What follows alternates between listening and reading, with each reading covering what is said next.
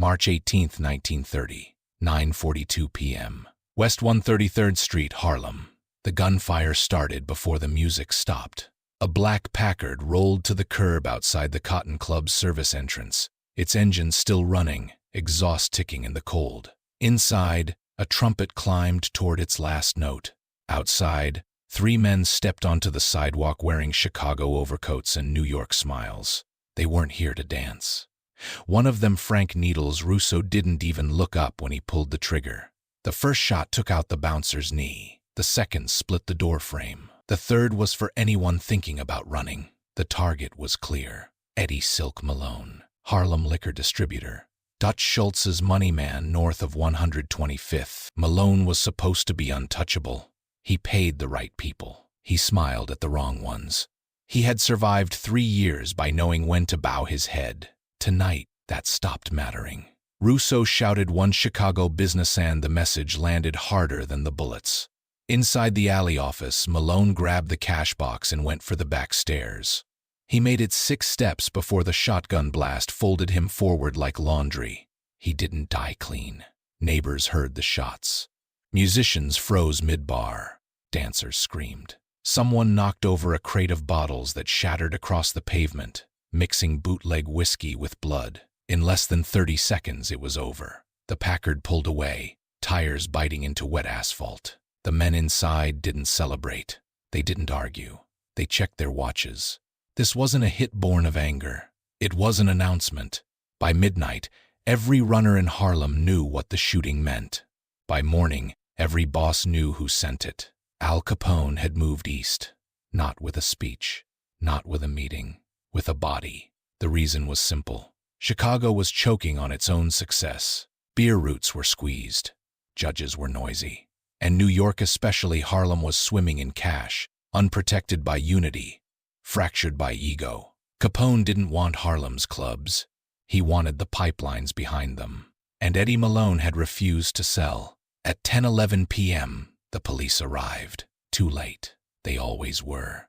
Malone was still breathing when they lifted him, eyes wide, trying to say a name. Blood bubbled instead. An officer leaned close and heard only one word: Chicago. By dawn, Dutch Schultz was furious. His men were spooked. His distributors stopped answering phones. One killing had done what threats never could. Everyone felt exposed. And 2 blocks away, in a walk-up apartment over a closed tailor shop, a man named Samuel Carter sat on his bed with his coat still on, staring at his hands. Sam hadn't fired a shot, but the shooters had asked for him by name. He was a bookkeeper, quiet, reliable, married, a father of 2. He moved numbers, not guns. And earlier that evening, he had delivered a ledger to Eddie Malone that never made it into the cash box. Now Malone was dead. The ledger was missing, and Chicago had arrived asking questions. Outside Sam's window, sirens faded into distance. Footsteps echoed on the stairs, low, deliberate, climbing. Sam stood up. If they were coming for the book, who had already told them where to look? Samuel Carter had learned to keep his voice low long before Chicago arrived in Harlem. He lived on the 3rd floor of a narrow walk-up on West 131st Street, the kind of place where the walls were thin enough to hear arguments through plaster and prayer through pipes. His wife, Lillian, was asleep in the next room with their 2 children pressed against her like shields. Sam had kissed their foreheads an hour earlier and promised nothing would wake them. That promise was already breaking. The ledger sat on the kitchen table, wrapped in brown paper like groceries. Numbers filled every page. Payments, names, drop locations. Eddie Malone's entire operation, every barrel, every bribe written in Sam's careful handwriting. It was meant to be copied, summarized, and returned. Instead, Malone had been shot before Sam could leave the alley. Sam hadn't run. He'd walked home. Fast, but not panicked. Panic made mistakes visible. Now he stared at the ledger as footsteps crept up the stairwell. Sam was not a gangster. He was a survivor. His father had died coughing blood in a factory job that promised pensions and delivered funerals. Sam learned early that safety lived in being useful but forgettable. That's why men like Malone trusted him, and that's why Chicago wanted him. A knock hit the door, soft, polite, wrong. "Sam," a man called, calm, confident. "We just want to talk." Sam closed his eyes. If it was Malone's crew, he could bargain. They knew him. They needed him. If it was Schultz's people, he could delay. Dutch hated outsiders. But Chicago didn't delay. Chicago removed. He slid the ledger into his coat, heart hammering, and opened the door just enough to see Frank Russo standing there with another man behind him. Both clean, both relaxed. Russo smiled. "You're hard to find for a man who keeps such good books." Sam stepped aside. Letting them in felt safer than forcing them loud. Russo looked around the apartment. He noticed the children's shoes by the wall, the folded laundry, the cold stove. "Family man," Russo said, not unkindly. "That complicates things." Sam swallowed. "I don't know what you think I have." Russo laughed once. "You accountants always say that." The second man shut the door. No rush, no threat. That was worse. Russo leaned against the table, fingers brushing the brown paper. Eddie made a mistake. He thought he could play the middle. "That doesn't work anymore." Sam said nothing. Russo continued. "We don't want Harlem. We want what moves through it. That ledger tells us who gets paid, who lies, and who's scared." Sam's mind raced. If he gave it up, Schultz would blame him for selling roots. If he hid it, Chicago would keep coming. If he ran where? Harlem had eyes everywhere. Russo leaned closer. "Here's the part Ebby never understood. You're not the prize. You're the key." A floorboard creaked behind the bedroom wall. Sam felt his chest tighten. "My wife," he said quietly. "My kids." Russo nodded. "They sleep better when men make smart choices." The threat wasn't spoken. It didn't need to be. Russo straightened. "You've got 24 hours. Tomorrow night, you bring us a clean copy, not the original. We're not animals." "And if I don't?" Sam asked. Russo smiled again, but this time it didn't reach his eyes. "Then Harlem becomes very loud around your family." The men left as quietly as they'd arrived. Sam locked the door and slid down against it, breath shaking. He wasn't choosing between gangs. He was choosing between loyalty and survival. And somewhere in Harlem, someone had already told Chicago his name. The question was simple and terrifying. Had Eddie Malone sold him out? Or had someone closer done it first? By sunrise, Harlem felt different. Not louder, quieter. The kind of quiet that made Sam Carter notice every footstep behind him as he walked to work. Store owners opened late. Runners spoke in half sentences. Men who usually argued on corners kept their hands in their pockets and their eyes forward. Chicago's message had landed. Sam spent the morning at the textile warehouse on 128th, pretending to audit inventory that no one cared about. His real work happened in his head. He replayed Russo's words, searching for cracks. 24 hours. A copy, not the original. Enough time to make mistakes. At noon, a familiar voice cut through the noise. "Sam." It was Isaac Green, Malone's senior runner. 35, sharp dresser, always smelled like tobacco and bay rum. Isaac had brought Sam into the operation 2 years earlier, promising steady money and no trouble if you keep your mouth shut. Isaac looked shaken. "They killed Eddie like he was nothing," Isaac said, pulling Sam aside between stacks of fabric. "Dutch is furious. He wants names." Sam kept his face still. "Names of who?" Isaac hesitated. "Who talked?" That was the word now, talked. Isaac lowered his voice. "Chicago doesn't know our system unless someone showed them." Eddie kept things compartmented. Sam felt a slow chill. "You think it was me?" Isaac raised both hands. "I didn't say that." "But people are saying your name." "Of course they were." Isaac leaned closer. "Dutch wants the ledger." Sam's stomach tightened. "That ledger is Eddie's." "Eddie's dead," Isaac snapped. Then softer, "and without it, Dutch can't reassure his people. They're already pulling shipments. 2 demands, 2 deadlines, 1 book." Sam asked the question he'd been avoiding. "What happens if Dutch doesn't get it?" Isaac looked away. "Then Chicago doesn't just take roots. They take men." That afternoon, Sam went home early. Lillian was at the sink, sleeves rolled up, humming softly. The normalcy hurt more than fear. He didn't tell her about Russo. He told her about Eddie. "He was shot?" she asked, hand flying to her mouth. "Yes." "Are we in danger?" Sam lied. "No." But he packed a bag anyway. After dinner, he sat at the table and opened the ledger. He began copying names carefully, leaving some out, adding small errors.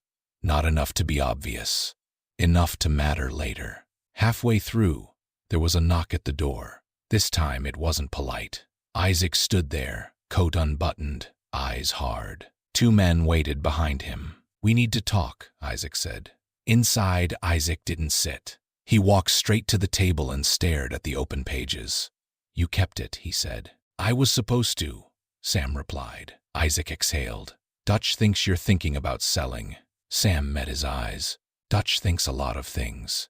Isaac's jaw tightened. "You don't understand. If Chicago gets clean information, they won't need us anymore. That puts my neck on the line. It puts yours there too. So what do you want?" Sam asked. Isaac hesitated. That was new. "I want you to give me the ledger tonight," Isaac said. "I'll take it to Dutch. You tell Chicago you lost it in the shooting." "That's a lie," Sam said. Isaac leaned in. "So is survival." The room felt smaller. Sam could hear his children breathing in the next room. 3 paths. Give it to Chicago and doom Harlem's crews. Give it to Dutch and gamble against Capone. Or try to play both and hope no one noticed. Isaac straightened his coat. "You've got until midnight," he said. "After that, I can't protect you." As the door closed, Sam realized something that made his hands shake. Isaac hadn't asked if Chicago already had a copy. He'd asked how clean it was. Which meant the betrayal might already be in motion, and Sam was running out of time to see it coming. Midnight came with rain. Not a storm, just enough to blur street lamps and smear reflections across the pavement. Harlem looked like it was trying to wash itself clean. Sam Carter walked fast, collar up, ledger pressed flat against his ribs under his coat. He had made his choice. Not because it was right, but because it was the only one that bought time. He wasn't going to give the ledger to either side. He was going to give them different versions. At 12:07 a.m., Sam reached the vacant tailor shop on Lenox Avenue, the meeting spot Russo had maimed. Inside, a single bulb hung from the ceiling. Frank Russo stood beneath it alone, calm as ever, hands visible. "You're late," Russo said. "I'm here," Sam replied. Sam handed over a thin envelope, his copied ledger. Clean handwriting, careful omissions. Roots shifted just enough to cause confusion. Names altered subtly. Not Lee's misdirection. Russo flipped through it, nodding. "You do good work." Sam said nothing. Russo slid the envelope into his coat. "Chicago appreciates men who think ahead." Then Russo asked the wrong question. "You make a copy for Dutch too?" Sam froze for half a second too long. Russo smiled, not pleased. "Curious." "So you did," Russo said softly. Sam's heart kicked hard. Before he could speak, footsteps echoed from the back of the shop. 3 men emerged. Not Chicago. Harlem. Isaac Green stepped into the light, gun already in his hand. The air snapped tight. Russo didn't reach for his weapon. He just sighed. "Well, that explains the missing pages." Sam's mind raced. Isaac had beaten him here, which meant Isaac had known the time, the place. Isaac's eyes never left Sam. "You almost did it," he said. "You almost played us both." Sam found his voice. "You followed me." Isaac shook his head. "No, I set you." Russo chuckled once. "Kid's sharper than he looks." Sam stared between them. "You're working together?" Isaac swallowed. "Not together. Against the same problem." Russo nodded. "Dutch is loud. Unpredictable. Eddie was worse. Harlem's money needed structure." Sam felt the ground drop away. Isaac spoke quickly now, like he'd been holding it in. "You think Eddie didn't sell names? He was already negotiating. Chicago cut him loose and kept the information. I helped them clean it." Sam's chest burned. "You let him die." Isaac's jaw tightened. "I made sure it wasn't me." Russo stepped forward. "The ledger was never the weapon, Sam. The weapon was belief. Who everyone thought had the truth. Sam backed up a step. You told me to copy it. Isaac nodded. So Chicago would trust you.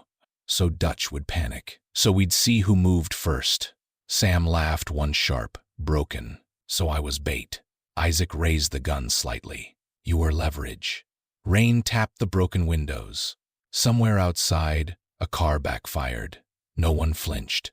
Russo tilted his head. Now here's the problem. Chicago can't leave loose ends. And Harlem can't afford witnesses who understand the game. Sam understood then. There was no version of this where he walked out clean. Isaac looked conflicted, genuinely. It didn't have to be like this. You chose it, Sam said. Isaac exhaled. I chose survival. Russo gestured. Make it quick. I've got a train. Isaac raised the gun, and it jammed. The sound was wrong. A dull click instead of thunder. Isaac's eyes widened. Russo's smile vanished.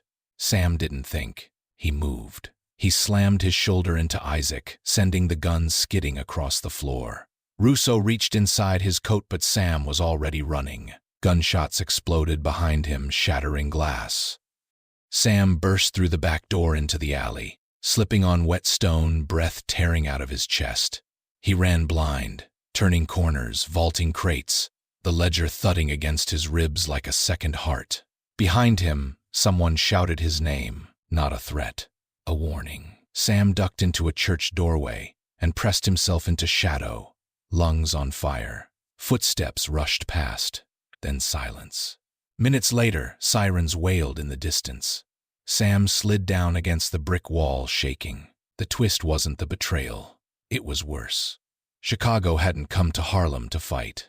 They came to replace. And Isaac trusted, local, respected had been their bridge. Sam looked down at the ledger still in his coat, the only original copy left, which meant one thing. Everyone who mattered would come for him next. And this time, no one would bother talking first. By morning, Harlem was counting bodies. 2 men were found in the tailor shop before sunrise. 1 Chicago Frank Russo shot through the chest.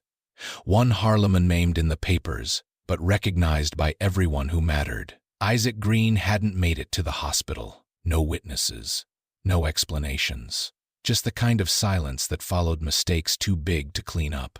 Sam Carter watched from his apartment window as police cordoned off Lenox Avenue. Lillian stood behind him, robe pulled tight, eyes searching his face. Was it you? She asked. Sam didn't answer right away. He was listening to the street runners arguing, a woman crying, a radio shouting headlines. It was close, he said finally. That was enough. Lillian understood more than he wanted her to. By noon, the consequences became clear. Dutch Schultz's men pulled back, not retreating, recalculating. Shipments stopped moving. Club owners were told to wait. Harlem's bloodstream slowed, and everyone felt it. The Ledger War had exposed something dangerous.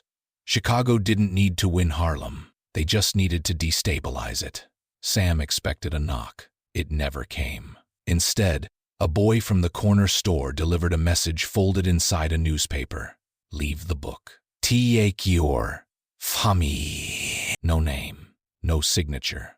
Sam knew who it was for. With Russo dead and Isaac gone, Chicago had lost its clean entry point. Harlem had lost its internal broker. The book was now poison. That night, Sam wrapped the ledger in oilcloth and walked alone to the Harlem River. The water was dark, slow, indifferent. He stood there a long time, thinking about numbers that had once felt powerful. Then he let it go. The book hit the water without a sound. When Sam returned home, Lillian had packed. No questions. Just coats and documents, and the children half asleep. They left Harlem before dawn. 3 days later, a new arrangement quietly took hold. Routes shifted. Payments changed hands. Chicago men stopped appearing openly. Harlem bosses stopped talking about Eddie Malone. But something important was gone. Trust. Sam Carter never worked numbers again. He found a job under another name, in another city, moving crates instead of figures. It paid less. It was safer. Sometimes, late at night, he woke thinking about the ledger sinking through black water, pages swelling, ink bleeding into nothing. He had survived. But survival had cost Harlem its balance and cost Sam the one thing he'd never learned how to replace: belonging. And the streets felt that loss long after he was gone. Harlem didn't erupt after Lenox Avenue. It recalibrated. The loud men disappeared first. The ones who used to argue over corners and brag in back rooms suddenly stopped showing up. Clubs stayed open, but music ended earlier. Deliveries arrived without conversation. Nobody lingered near windows. The streets learned a new rhythm. Dutch Schultz never announced a retreat. He didn't have to. His men shifted south, then west, bleeding influence a block at a time. Harlem remained his on paper, but the margins were thinner now. Too many names had been exposed. Too many loyalties tested. Chicago didn't replace him with force. They replaced him with absence. No gunmen, no speeches. Just quiet deals handled through intermediaries who never stayed long enough to be noticed. Where there had been Eddie Malone's certainty, there was now a dozen small operators, each afraid to grow too visible. That fear traveled fast.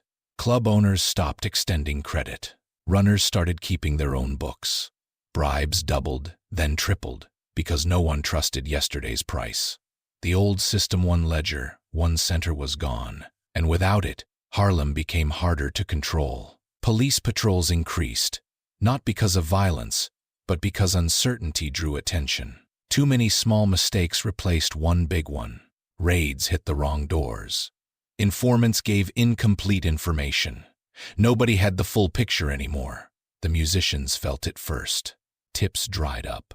Gigs shortened. Clubs that once ran until dawn closed at midnight. Not out of fear, out of caution. Caution was the new rule. On street corners, men whispered Sam Carter's name like a rumor that couldn't be verified. Some said he'd sold everyone out. Others said he'd saved Harlem from a full Chicago takeover. Most believed neither. What mattered was the result. There was no single hand on the wheel anymore. For younger crews, it looked like opportunity. For older ones, it felt like erosion. No central distributor meant more fighting over scraps. Not over territory, but over trust. Every deal required proof. Every promise came with a contingency. The irony settled slowly. Chicago hadn't taken Harlem by conquering it. They'd hollowed it out just enough. By the end of summer, Harlem was still alive, still loud, still dangerous. But it wasn't unified. And unity had been the only thing that kept outsiders respectful. The aftershock wasn't a war. It was fragmentation. And once fragmentation sets in, the streets don't explode. They grind. Grinding wore down everyone who stayed. The ones who noticed early left. The ones who didn't adapted or vanished. And somewhere far from Lenox Avenue, a former bookkeeper pushed crates in silence, unaware that the city he'd fled was still rearranging itself around the hole he'd left behind. The question no one asked out loud but everyone felt was simple. If one quiet man could break the system just by surviving, what else was holding Harlem together now? Harlem didn't erupt after Lenox Avenue. It recalibrated. The loud men disappeared first, the ones who argued in public, who slapped backs too hard, who thought visibility meant safety. They stopped showing up. Clubs stayed open, but music ended earlier. Deliveries arrived without conversation. No one lingered near windows. The streets learned a new rhythm. Dutch Schultz never announced a retreat. He didn't have to. His men shifted south, then west, bleeding influence a block at a time. Harlem was still his on paper, but paper didn't scare anyone anymore. Too many names had been exposed. Too many loyalties tested. Chicago didn't replace him with force. They replaced him with absence. No gunmen staking corners. No meetings. No warnings. Just quiet deals handled through intermediaries who never stayed long enough to be remembered. Where Eddie Malone's certainty once lived, there were now a dozen small operators, each afraid to grow too visible. Fear traveled faster than bullets. Club owners stopped extending credit. Runners kept their own notes instead of shared books. Bribes doubled, then tripled, because yesterday's price meant nothing today. The old System 1 ledger, 1 center, was gone. And without a center, Harlem became harder to manage. Police patrols increased, not because violence spiked, but because mistakes did. Too many small errors replaced one big structure. Raids hit the wrong doors. Informants sold partial truths. No one had the full picture anymore. The musicians felt it first. Tips dried up. Sets shortened. Clubs that once ran until dawn closed at midnight, not from fear, but caution. Caution became the rule. Loud success became dangerous. On street corners, men whispered Sam Carter's name like an unsolved riddle. Some said he'd sold everyone out. Others said he'd prevented a full Chicago takeover. Most believed neither. What mattered was the result. There was no single hand on the wheel anymore. Younger crews saw opportunity in the gaps. Older ones felt erosion. Deals took longer. Promises required proof. Trust became a currency no one could afford to lose, and no one was willing to extend. The irony settled slowly. Chicago hadn't taken Harlem by conquering it. They'd weakened it just enough. By the end of summer, Harlem was still alive, still loud, still dangerous, but not unified. And unity had been the only thing that kept outsiders cautious. The aftershock wasn't a war. It was fragmentation. And fragmentation doesn't explode. It grinds. Grinding wore down everyone who stayed. The ones who noticed early left. The rest adapted or disappeared. And far from Lenox Avenue, a former bookkeeper moved crates in silence, unaware that the city he'd fled was still rearranging itself around the space he'd torn open. Winter came early that year. In Harlem, it showed up as locked doors and empty chairs. Clubs still played music, but fewer people listened. The streets remembered the lesson Lenox Avenue had taught them. The loud didn't last, and the quiet decided everything. Months later, a rumor surfaced. Not about Chicago, not about Dutch Schultz, about a ledger. Some swore pages had washed up downstream, ink smeared, names unreadable. Others said that was impossible. Paper didn't survive the river. Stories did. What mattered was what never returned. No central book. No single man who knew everything. Harlem didn't fall. It adapted, but at a cost. Deals became smaller. Trust became conditional. Men stopped building long futures and focused on short nights. And Sam Carter, in a city no one associated with him, he stood in a warehouse stacking crates. His hands were rough now. His back hurt. No one knew his past.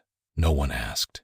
Sometimes on breaks, he watched ledgers being carried past new ones, thin and cautious, kept by men who never let them out of sight. Sam never smiled at that, because he knew the truth no one else wanted to say out loud. Chicago didn't win by killing Eddie Malone. Harlem didn't lose by letting Sam live. The real loss was simpler. Once the system broke, it could never be trusted again. And every man who touched it afterward paid a little more in fear, in caution, in isolation. That was the price of survival. If you want more stories where one decision reshapes an entire city, where survival costs more than death, subscribe and stay with us for the next chapter.